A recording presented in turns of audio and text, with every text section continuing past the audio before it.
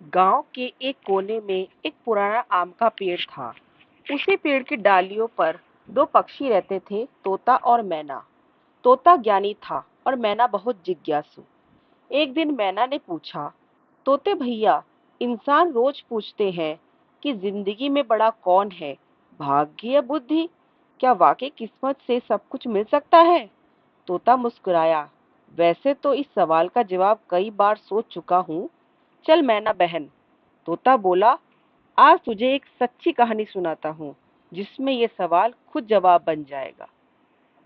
कहानी यूं शुरू होती है। गांव में दो भाई रहते थे, सुरेश और रमेश। रमेश बड़ा था और उसके जन्म के वक्त गांव के पंडित ने कहा था, इस लड़के का भाग्य बहुत तेज है, ये जहां जाएगा किस्मत साथ जाएगी। दूसरी ओर छोटा भाई सुरेश था, शांत समझदार, लेकिन उसके बारे में किसी ने कुछ नहीं कहा। वो अपनी किताबों और सवालों में खोया रहता। समय बीतता गया। रमेश को बिना ज्यादा मेहनत के ही एक अच्छी नौकरी मिल गई। मामा ने शहर में उसके लिए दुकान खोल दी। लोग कहते, इसका भाग्य ही जबरदस्त है, हर दरवाजा खुला रहता है इसके लिए। उधर सुरेश रोज नौकरी के लिए इंटरव्यू देता, रिजेक्ट होता, पर उसने हार नहीं मानी। रातों को जाकर यूट्यूब से डिजिटल मार्केटिंग सीखी, फ्री में मिलने वाले कोर्स से स्किल बढ़ाए। रमेश की दुकान कुछ सालों बाद घाटे में जाने लगी। उसके दोस्त पर भरोसा किया, पर पैसा डूब गया। उसे आदत थी कि किस्मत सब संभाल लेगी, इसलिए उसने कभी सोचना और सीखना सीखा ही नहीं। वही सुरेश धीरे धीरे फ्रीलांसिंग प्रोजेक्ट्स करने लगा। बड़ी डिजी कभी डिजाइनिंग, कभी ब्लॉगिंग, कभी सोशल मीडिया का काम। कम पैसे थे पर सीखने की प्यास थी। धीरे धीरे क्लाइंट, फिर दूसरा क्लाइंट, फिर तीसरा। एक दिन उसके पास खुद का डिजिटल एजेंसी खुल गई।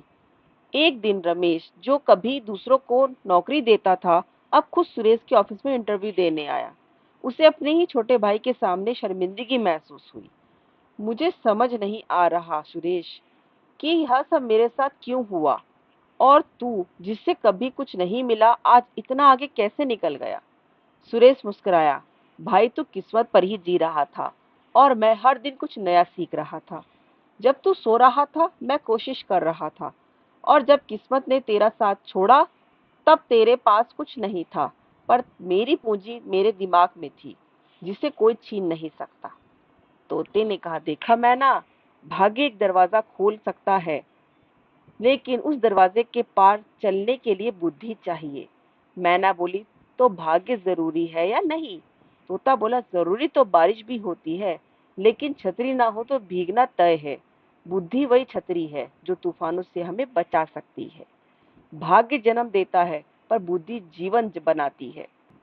अगर किस्मत तुम्हें जमीन पर गिरा दे तो बुद्धि तुम्हें फिर से खड़ा कर सकती है।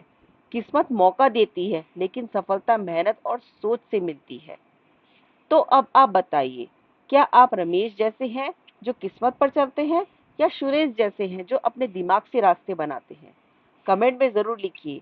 मैं बुद्धि को चुनता हूँ। अगर आप भी मेहनती हैं और सीखने में विश्वास रखते हैं। वीडियो अच्छा लगा हो तो लाइक और सब्सक्राइब करना ना भूलें, क्योंकि अगली कहानी में हम बताएंगे सच्ची सफलता समाज क्या है और आत्मा क्या पहचानती है। Thank you.